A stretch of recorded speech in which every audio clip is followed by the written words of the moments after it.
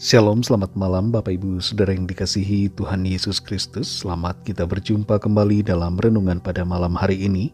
Kita bersyukur karena kuasa dan kemurahan Tuhan selalu dinyatakan dalam hidup kita.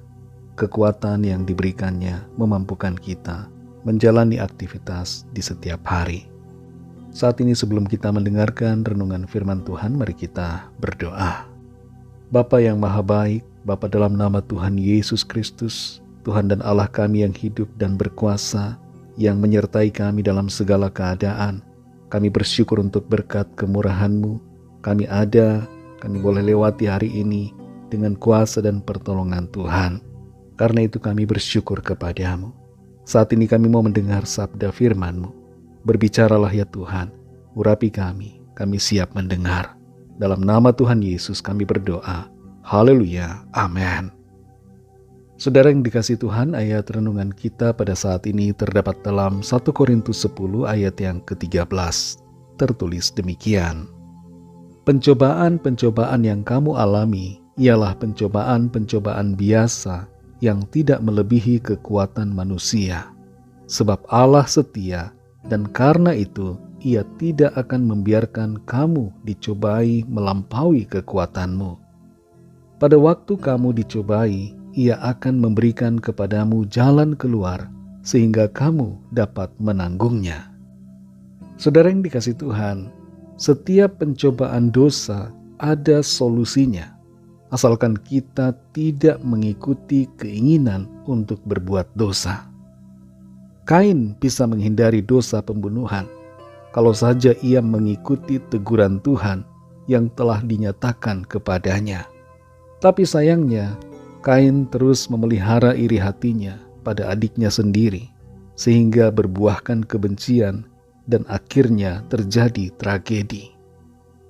Daud bisa saja menghindari dosa perzinahan kalau saja ia langsung mengalihkan perhatiannya dari Batsheba dan mengusir semua godaan seksual dalam pikirannya. Tapi sayangnya, Daud tidak melakukannya. Apa yang dilihat matanya menjadi sebuah keinginan hawa nafsu yang tidak ditolaknya. Dalam berbagai situasi godaan, sebenarnya selalu ada jalan keluar, asalkan kita mau taat dan melakukan apa yang menjadi kehendak Tuhan. Ayub bisa saja tergoda untuk mengutuki Tuhan ketika dia menderita, tapi itu tidak ia lakukan karena ia memilih untuk tunduk pada Tuhan daripada tunduk pada keinginannya sendiri. Kita perhatikan dalam 1 Korintus 10 ayat 13 ini. Di situ dikatakan, pencobaan-pencobaan yang kamu alami ialah pencobaan-pencobaan biasa yang tidak melebihi kekuatan manusia.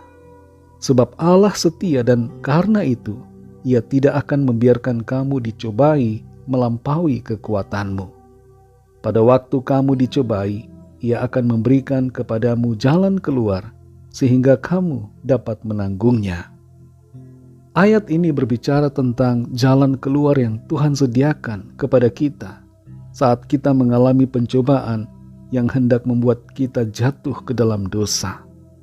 Masalah dan persoalan ataupun penderitaan bisa merupakan bentuk pencobaan, seperti halnya yang dialami Ayub, Paulus, Petrus, dan orang-orang percaya lainnya. Namun dalam setiap masalah atau persoalan itu, Tuhan memastikan bahwa itu tidak melebihi kekuatan kita. Dan di samping itu, Tuhan memberikan jalan keluar sehingga kita dapat menanggungnya. Godaan atau pencobaan adalah bagian dari kehidupan.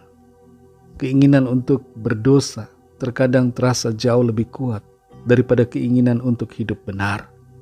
Tapi kita perlu melatih diri untuk melangkah dalam pimpinan Roh Kudus dan menolak serta melawan setiap pencobaan dengan kuasa firman-Nya, agar kita dapat menang atas segala pencobaan.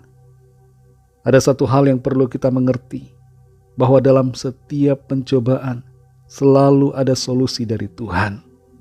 Jangan katakan saya tidak kuat menghadapi godaan ini. Jangan menganggap bahwa kita tidak bisa mengatasi godaan yang ada. Saudara dan saya pasti bisa, karena Tuhan memberikan kita kekuatan dan jalan keluar untuk mengatasi semua pencobaan.